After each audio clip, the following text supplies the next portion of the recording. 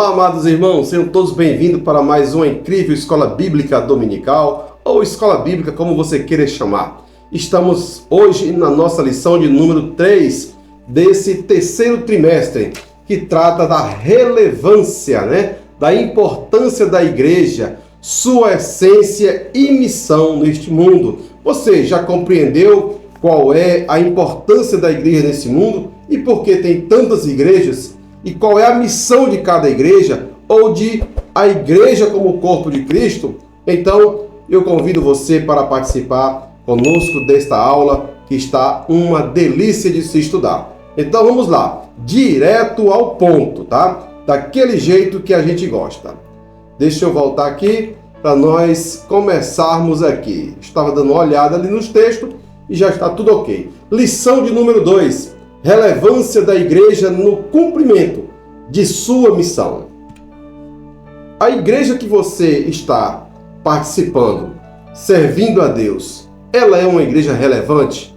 Ela é uma igreja que ela sai das portas afora, ou é uma igreja que só tem a visão interna? Como é a sua igreja? Me conte aqui nos comentários que eu vou procurar te ajudar a compreender melhor a missão da igreja. A igreja, ela precisa avançar. A igreja não é somente a igrejinha de porta para dentro, mas portas afora. A igreja é um agente de transformação do mundo. E é através da igreja que a palavra de Deus é levada.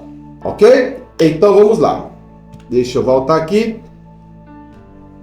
Texto áureo. Portanto, olha só a ordem do Senhor Jesus em Mateus 28 e 19. Portanto, ide, ensinai todas as nações, batizando-as em nome do Pai, do Filho e do Espírito Santo. Verdade aplicada. Cada membro do corpo de Cristo esteja comprometido em fazer discípulo e na edificação uns aos outros, para o crescimento do corpo e a glória de Deus. Ok? Então veja só. Este corpo é o corpo místico. Nós somos inseridos no corpo místico de Jesus. E nós, como igreja, nós estamos inseridos no corpo místico de Jesus. Objetivos da lição: revelar o verdadeiro papel da igreja no mundo. Falar sobre o dever da igreja de edificar seus membros e destacar a igreja como representante de Deus. Faltou ali completar a frase, desculpa aí, tá? Então vamos lá. Missão para com o mundo. Então qual é o primeiro objetivo? Revelar o verdadeiro papel da igreja no mundo. Então, vamos lá. A missão para com o mundo. Qual é o verdadeiro papel da igreja no mundo? Revelar, mostrar, missões, mundo, povo, nações, alcançar. Então, esse é o papel fundamental da igreja, evangelizar o mundo. Em Atos 1:8, temos a visão de atuação da igreja tanto no aspecto local quanto mundial. Os estágios são que Jesus ordenou: Jerusalém, cidade; Judeia, estado; Samaria, país; e confins da terra, o mundo. A partir da igreja local, a vontade de Cristo é que ela alcance o mundo. Em um único versículo, Cristo sintetiza a relevância da missão da igreja. Notemos que não se trata de completar a evangelização local para depois ir aos outros lugares, mas sim que a igreja inicia onde está e simultaneamente promova o anúncio do evangelho em outras regiões. Ela deve agir localmente e ter a cosmovisão. O que é a cosmovisão? É a visão de mundo, a visão do todo, ou seja, uma visão de mundo. Algo que desejamos enfatizar é que a missão da igreja é corporativa. Somente com o somatório de esforços de todos os seus membros é que ela pode efetuar sua missão. Isto posto, compreendemos a importância de ser membro de uma igreja. Ser membro de uma igreja é mais importante do que muitas pessoas pensam. Ser membro de uma igreja é, sobretudo, estar inserido no corpo místico de Jesus através da membresia, através do recebimento na igreja.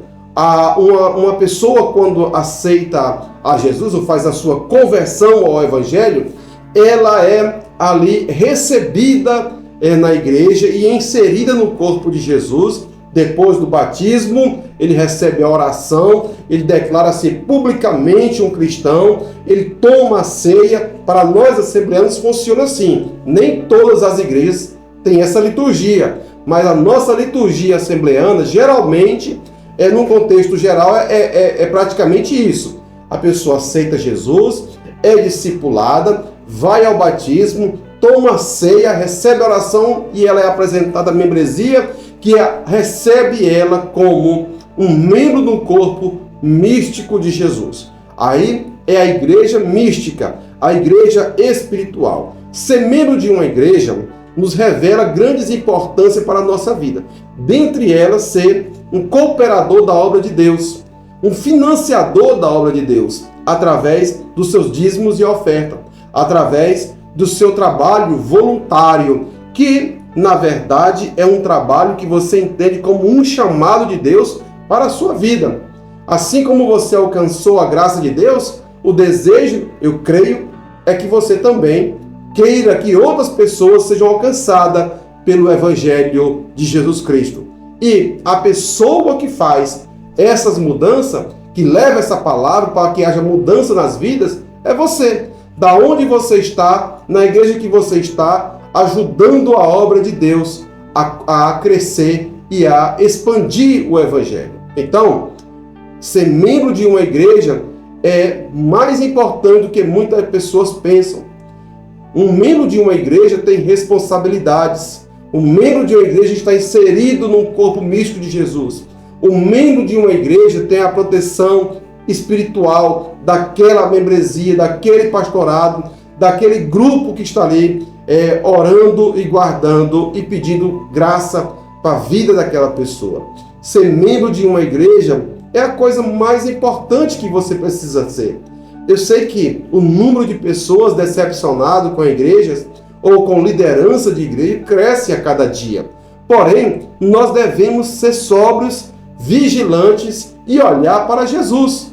Sóbrios no entendimento que a obra é de Deus, vigilantes para não cairmos nas armadilhas da língua e olhar para Jesus, que é o consumador de nossa fé. Nós estamos na igreja não é por causa do pastor ou do ministério em si, mas por causa da palavra de Deus e o Deus da palavra, que é o Senhor Jesus Cristo. Foi Ele quem nos salvou.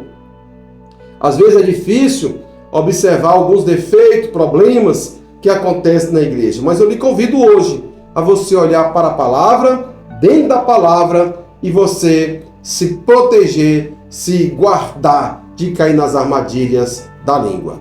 Tá bom? Vamos lá.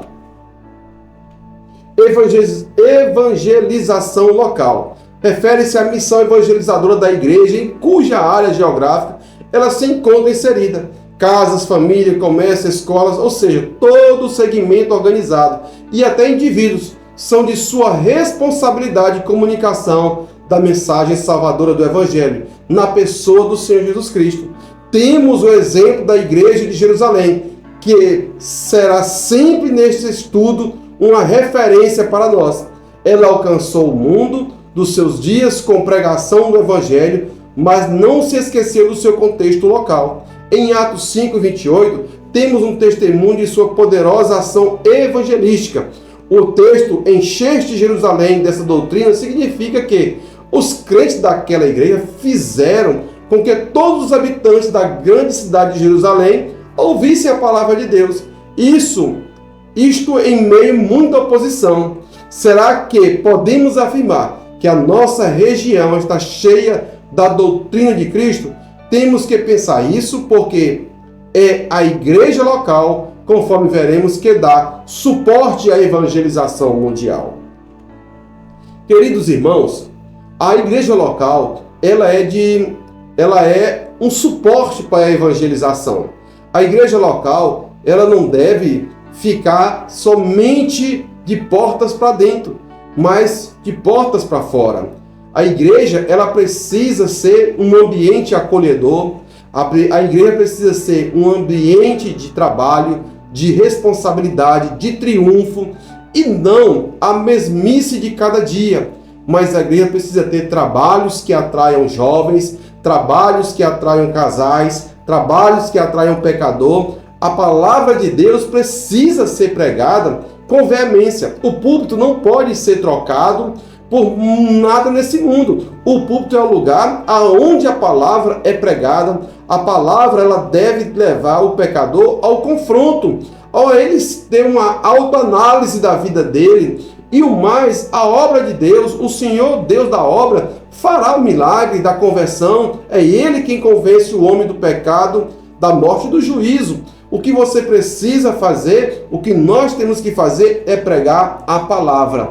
E a palavra de confronto, aonde a pessoa possa ser tocada pelo poder da palavra de Deus. Somente ela é capaz de transformar vidas. Você pode ver igrejas que têm púlpito fraco, são igrejas que são fracas, igrejas que não crescem. Por quê?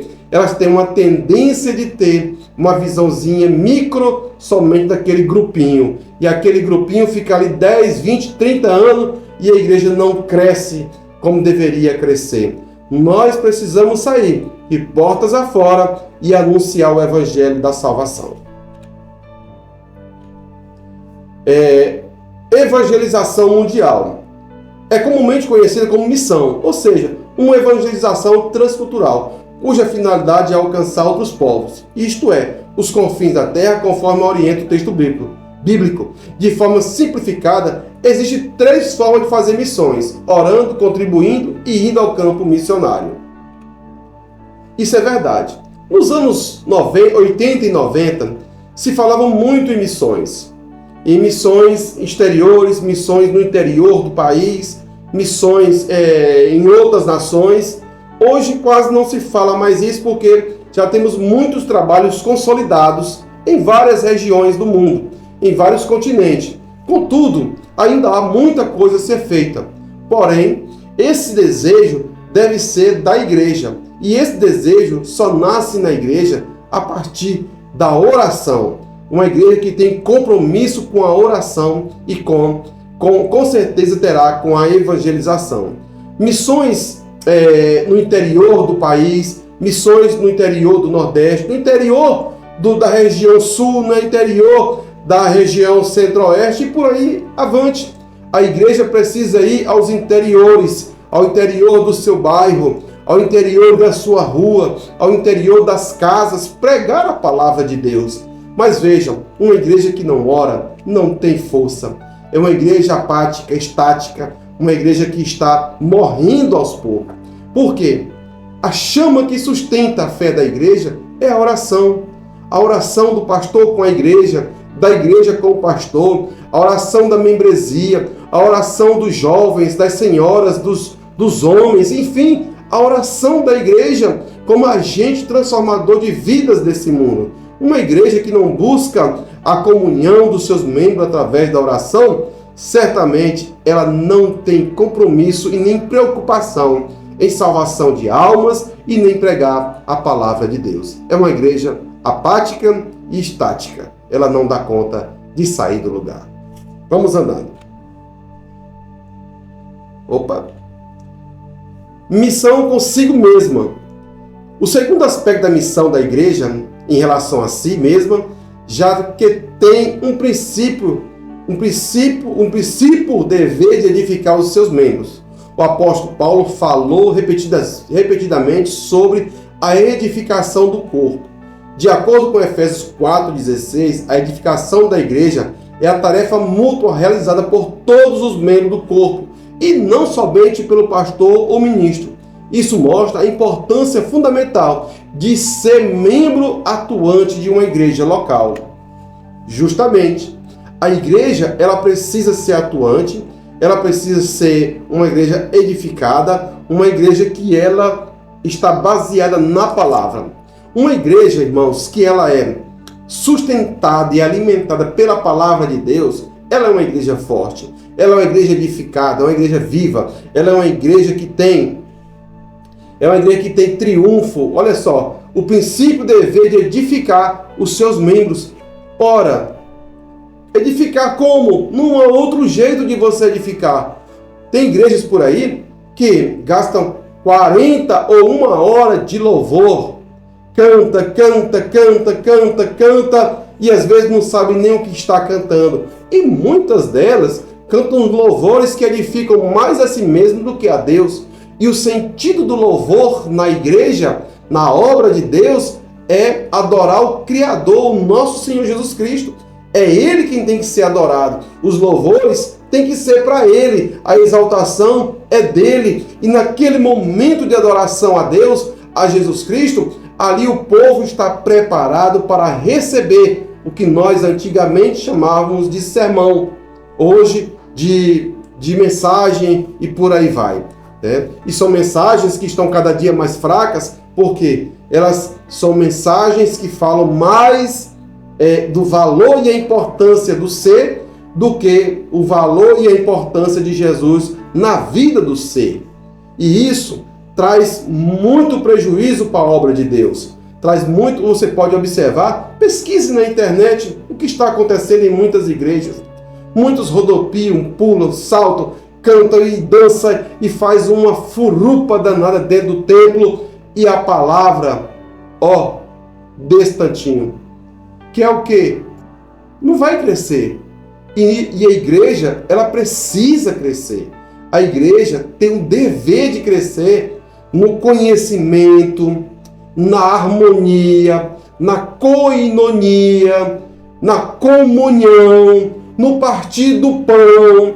A igreja precisa crescer ela crescer tanto para se expandir, ter crentes edificados na palavra, jovens solidificados na palavra, preparar os jovens para ir às faculdades e não impedi-los de ir às faculdades. Nós precisamos de jovens estudantes, de doutores, médicos, advogados, engenheiros, técnicos, enfim. Nós não podemos privar o jovem de ir à faculdade, mas prepará-los para ir à faculdade para ser um agente de transformação a partir do ensino.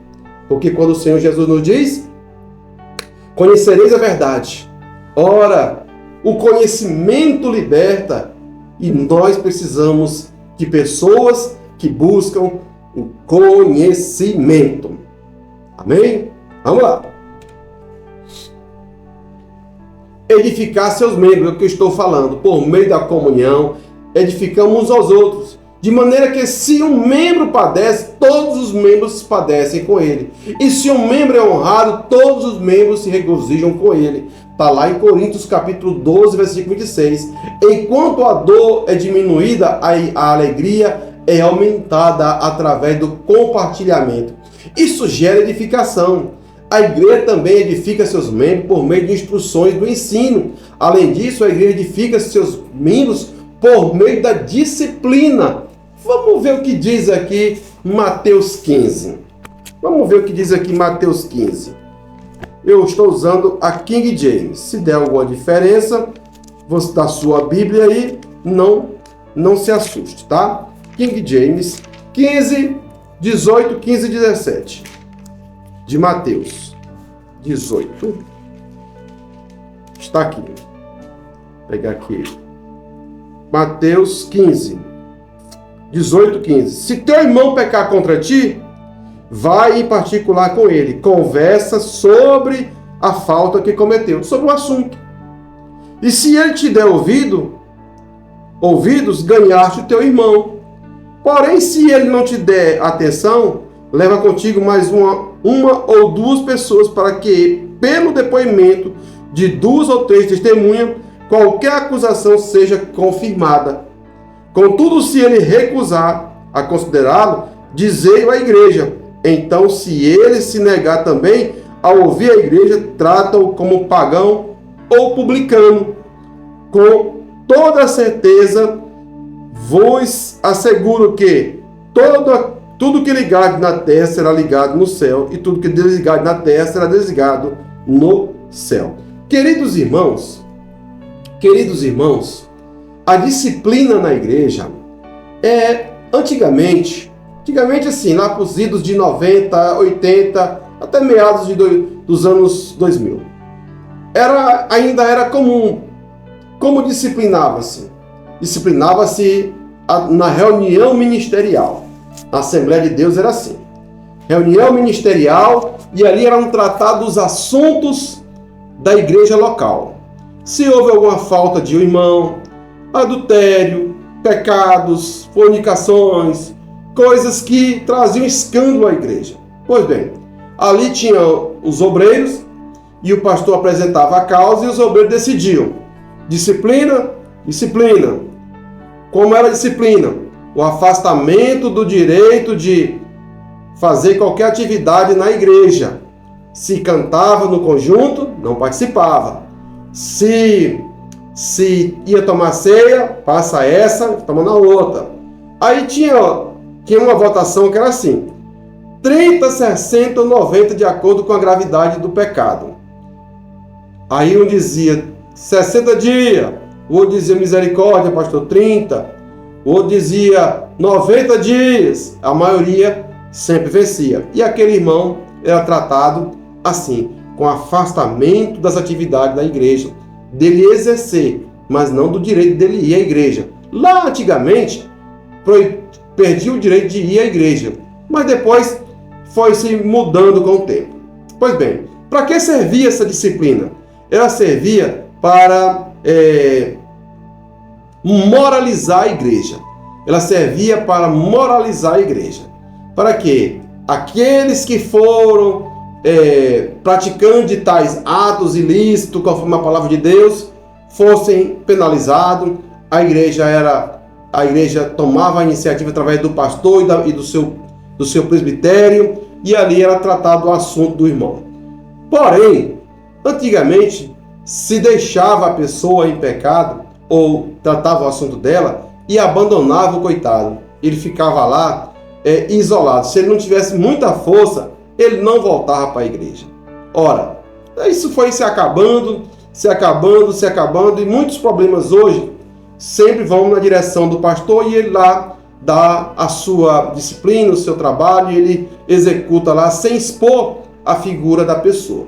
Afinal de contas, hoje em dia, a exposição vexatória de pessoas num grupo, ela é um crime. Então a gente tem que ter cuidado com essas coisas. Mas lá no passado, ela servia para disciplinar. Agora veja bem, a falta da disciplina na igreja tem gerado muitos desigrejados. Por quê? Muitas pessoas não aceitam ver as coisas erradas e não ser corrigido. E em muitos casos se faz omissão em não corrigir. Ora, eu concordo que não se deve afastar a pessoa da igreja, privá-la de vir à igreja, mas que a correção é necessária para quê? Para moralizar a igreja. Seja ele quem for, seja um simples membro, seja um obreiro graduado, seja um pastor, seja ele quem for. A igreja precisa saber que aquele assunto está sendo tratado aos moldes da liturgia do pastor dirigente daquela congregação, daquela igreja, mas que o assunto está sendo tratado. Para quê? Para moralizar, para não virar bagunça, para não perder o crédito, para não perder a responsabilidade diante dos irmãos. Então, era muito importante esse fato da disciplina, e eu ainda considero algo importante. Vamos andando. Cuidado dos seus membros. Seus membros, presentes nas diversas funções da igreja, esta responsabilidade de realizar atos de amor e bondade, tanto para os cristãos quanto aos descrentes, sendo que devemos priorizar os domésticos da fé, como fala o apóstolo Paulo aos Gálatas 6 e 10. Quem é os domésticos da fé? Aquele que está do meu lado ali na igreja, aquele que congrega comigo, que eu chamo de irmão tal, irmão João, irmã Maria, principalmente esses. quando a igreja sabe que uma pessoa está padecendo alguma necessidade, seja ela de saúde, seja ela na área da saúde mental, seja ela na área financeira, a igreja ela precisa se manifestar como o corpo de Cristo para ajudar aquele irmão, aquela família, e não simplesmente despedi-lo de qualquer forma. Nós precisamos ter essa preocupação, e no meu caso, a Assembleia de Deus, geralmente os diáconos fazem esse trabalho de observar como anda a membresia e se algum irmão está passando necessidade e levar ao pastor da igreja, aos obreiros, para poder tomar providências acerca daquela pessoa ou daquela família. Veja só, está evidente que Jesus Cristo preocupava-se com os necessitados, não somente espirituais, mas físicas também das pessoas. Ele é o nosso exemplo maior e devemos segui-lo, com certeza. Tá? Vamos ver aqui, missão social da igreja. Sabemos que a igreja não consegue fazer frente a todos os desafios sociais de nossos dias, mas nem por isso ela pode se omitir de estar ativa nessa importante área, dando sua contribuição a fim de minimizar o sofrimento das pessoas e revelar o Deus que serve. Está em Mateus 5 e 16. O apóstolo 5,16 fala assim: assim deixai que a vossa luz resplandeça diante dos homens, para que vejam as vossas boas obras e Deus seja glorificado por elas. Então, a boa obra do crente ela é feita através a luz de Deus é através da obra. A obra vem a luz sobre ela e Deus é glorificado nela, Jesus é glorificado nela. Quando ele fala em Mateus 5,16, ele diz: deixa que a vossa luz resplandeça diante dos homens. A luz de quê? Das boas obras, e eles possam ver. Tá? O apóstolo Tiago afirma que a omissão nesta área é demonstração de que a nossa fé é morta. Tiago 2,15. O que diz Tiago 2,15? Deixa eu ver aqui. Tiago 2,15. Se o irmão ou a irmã estiver necessitado de roupa e passando privações do alimento de cada dia, qualquer dentre vós lhe disser: ide em paz, aquecei-vos e comei até satisfazer-vos, porém sem lhe dar alguma ajuda concreta, de que adianta isso? Ou seja, nada. Desse mesmo modo, em relação à fé, por si só, se não for acompanhada de obras, é morta. A fé e a obra têm que andar junto. Eu não fui salvo por causa das obras, mas eu fui salvo para as boas obras. A razão de eu ser um salvo é o Cristo que me salvou. O trabalho de um salvo é as boas obras. Eu sou salvo para as boas obras. Muitas pessoas não querem entender isso e pensam que os seus pecados são remidos, lavados, esquecidos, entregando cestas básicas, dando pequenas doações, ou até mesmo grandes doações. Mas escute, a graça do perdão é para quem confessa e deixa. Você está em pecado? Cometeu um pecado? Confessa e deixa. Para quem? Para o seu pastor. Ora, agora as boas obras não vão encobrir o meu pecado.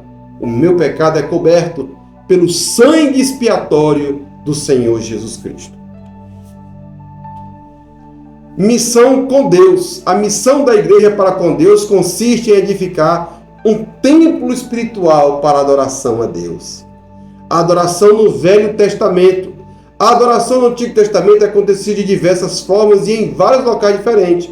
Começou com os rústicos altares que eram erguidos por homens piedosos, nos quais se ofereciam sacrifícios a Deus e Deus se agradava dos mesmos. Está lá em Gênesis 8:20, a Noé levantando um altar. também vemos Abraão levantando um altar para glorificar a Deus. Também vemos Isaac levantando um altar. Também vemos o tabernáculo chegando lá no Êxodo para a adoração. Ou seja, com a chegada do tabernáculo, se começa a oficializar, ou seja, liturgicamente, o culto de adoração a Deus. Pois o tabernáculo de Moisés era um local de adoração, de culto a Deus. O tabernáculo de Moisés foi evoluindo e tem mais de 30 tabernáculos que se fala no Antigo Testamento até chegar em Jesus Cristo, que é o nosso tabernáculo, ele que devemos adorar e glorificar. Ora, quando o Senhor Jesus Cristo fala que os verdadeiros adoradores adoram o Pai em espírito e em verdade, ora, é adorar a Deus em todos os lugares, não somente no tabernáculo, não somente no templo, na igreja. É ser um adorador genuíno. Comportamento, ética, moral, respeito, conduta cristã nos negócios, conduta cristã no namoro, conduta cristã no sexo, conduta cristã dentro de casa, conduta cristã no trabalho, conduta cristã na igreja. Enfim, quando ele nos diz que o Senhor está procurando adoradores que o adorem em espírito e em verdade, ele está dizendo: eu estou procurando aquele que me adora não somente na igreja, não somente na presença dos outros, dos que estão te observando, mas que me adorem em qualquer lugar, em qualquer situação. Vamos ver aqui. Opa! Deixa eu olhar aqui o bico. Em Gênesis 12, 8, 13 e 18. De igual modo, Isaac também, Jacó adoravam a Deus por meio de um tabernáculo portátil, construído sob as ordens de Deus. Está lá em Êxodo 40 e 34. O grande rei Salomão construiu um majestoso templo em Jerusalém, que se tornou o centro da adoração nacional. E a glória de Deus veio habitar nele. Está em 2 Crônicas 7. Mas os altares não existem mais, nem o tabernáculo, e o templo foi totalmente destruído. Na atual dispensação, Jesus Cristo veio restaurar a verdadeira adoração. Está lá em João 4 e 23. Olha o que diz o apóstolo João em 4 e 23. Veja só. João 4 e 23. Está aqui. 4 e 23. Mas a hora está chegando. E de fato já chegou. Em que os verdadeiros adoradores adorarão o Pai em espírito e em verdade. Pois são esses que o Pai procura para seus adoradores. Tem um salmo que diz que aqueles que permanecem de engano não permanecem na casa de Deus. Quem permanece de engano não dá conta de ficar na casa de Deus. O engano é uma máscara que o pecado coloca na vida de uma pessoa piedosa, outrora crente, alegre, animada, mas que em algum momento a ocultação do seu pecado aconteceu, que ele praticou o pecado como Acã e escondeu o seu pecado. Ora, pecados precisam ser confessados, liberados da sua vida, para que você tenha liberdade. Eu sempre aconselho você procurar o seu pastor. Se você acha que o seu pastor não é uma pessoa confiável, procure um obreiro, um irmão, uma irmã confiável que ore por você e conte o problema, para que você não seja tirado, estipado do grupo do corpo de Cristo, por um pecado. Ora, o que é que nos faz separação entre Deus e nós, se não o pecado? Mas Deus é amor, mas também é justiça. Eu preciso entender, enquanto crente, que eu não fui chamado para servir a Deus para viver em pecado escondido, mas para servir a Deus em novidade de vida. E isso é a única coisa que impede de eu ser um verdadeiro adorador que adora a Deus em espírito e em verdade. Lemos em Efésios 22, no qual também vós juntamente sois edificado morada de Deus no Espírito. A igreja é o grande templo que está sendo edificado para Deus, habitar e ser adorado nele. No sentido coletivo, a igreja simbolizada por um templo, e no sentido individual, cada cristão é um templo para a habitação de Deus. 1 Coríntios 3:16. Portanto, a adoração não ocorre somente no ambiente do templo, como disse Jesus, mas a hora vem e agora é em que os verdadeiros adoradores adoram o Pai em espírito e em verdade. Porque o Pai procura tais que assim o adorem. Está em João 4:23. A adoração a Deus, portanto, é um estilo de vida, independentemente de onde o adorador se encontra. Muitas pessoas procuram um monte para adorar a Deus.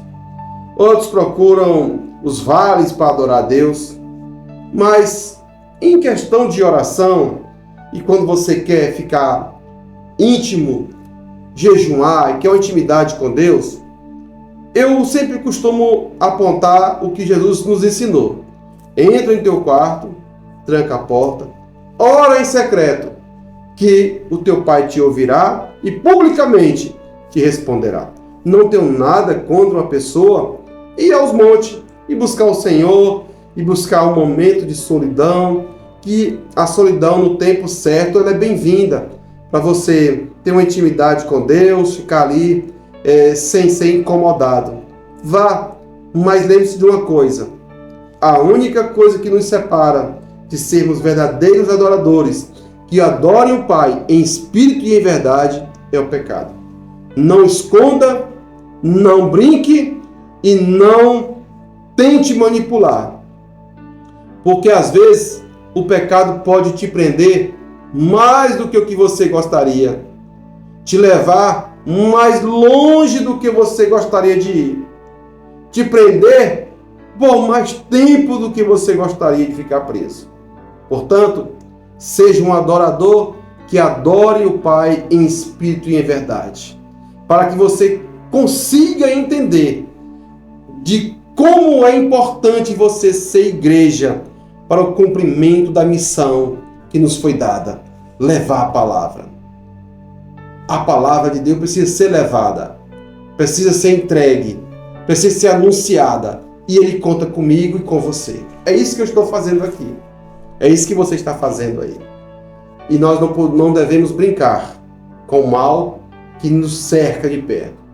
A palavra de Deus nos diz ainda que o diabo anda em derredor, rugindo como um leão, buscando a quem possa tragar. Seguindo o exemplo da igreja primitiva, está em Atos 2:47, né? Atos 2:47. Vamos ver o que diz aqui Atos 2:47. A igreja primitiva estava longe de ter a estrutura que temos hoje, mas sua adoração era efusiva. Eles partiam o pão de casa em casa, tomavam refeições com alegria e singeleza de coração. Isto é, uma adoração de coração e contando com a simpatia do povo, ou seja, sua adoração e estilo de vida influenciavam o povo ao redor. Olha só, Atos 2:47, aqui, Atos 2:47.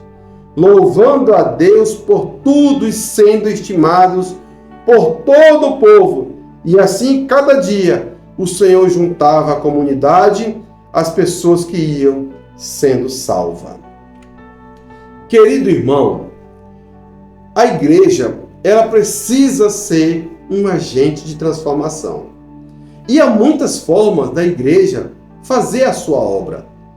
Ela tem que entender que ela é aí onde está, o do tamanho que ela é, pequenininha ou grande, enorme, ela é importante para a sociedade.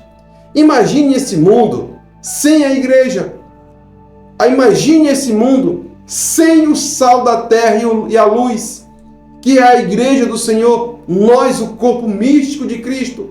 Ora, a igreja precisa entender a relevância que ela tem. Eu, como igreja, entender a relevância minha na obra de Deus. A área social é muito importante na obra de Deus, mas não é tudo. Nós precisamos associar área social, evangelização, cultos voltados, cultos temáticos para trabalhar temas importantes, temas para casais, temas para jovens, temas para evangelização. Hoje, pouquíssimos jovens têm a preocupação de anunciar a palavra de Deus. Por quê? Porque não são estimulados, não são ensinados, não são edificados.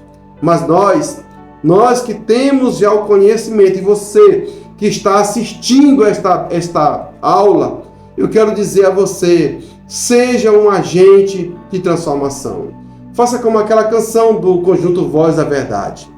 Mude o mundo, mudando primeiro você. E faça da sua pessoa a casa de Deus. Hoje, o Espírito Santo que era derramado no templo foi derramado sobre mim, sobre você. No ato da minha reconciliação com Cristo, o Espírito Santo veio morar dentro de mim e me selou com o selo do seu amor. E eu estou selado com o selo do seu amor na minha alma, na minha vida. Você tem o Espírito Santo na sua vida. Hoje ele não precisa mais ser derramado, ele já foi derramado, entregue para cada um. E todas as vezes que uma pessoa reconcilia-se com Jesus, reconcilia-se com Deus, ele recebe no ato da sua conversão o Espírito Santo na sua vida e ele é selado com o seu amor. Portanto, aquilo que os antigos buscavam alcançar lá no passado, a presença da glória de Jesus, de Deus, no derramamento do fogo no altar, da fumaça no tabernáculo, hoje ele se transformou em partículas de fogo que foi derramada na minha e na sua vida e entregue a mim e a você. O Espírito Santo está dentro de você e ele é capaz de fazer mudanças, transformações incríveis na sua e na minha vida. Aleluia! Dá um ânimo, né? Dá um trem gostoso, né? De você falar do amor de Jesus, do que ele tem feito em nossa vida e do que nós temos desejo de fazer na casa de Deus, na obra de Deus, sermos úteis na obra de Deus e não mais um na obra, mais um a mais. É isso que eu quero para a sua vida. Não seja mais um a mais. Não se preocupe em ter amigos, mas se preocupe em ser amigos de muito. Seja um agente de transformação aí na sua comunidade. Amém? Que Deus te abençoe. Não se esqueça de compartilhar, deixar o like da fé e se quiser fazer algum comentário é bem-vindo. Deus te abençoe. Até a próxima aula. Bons estudos. Pega essa lenha toda, ateia o teu fogo e deixa Deus te usar. Um grande abraço. Até a próxima aula.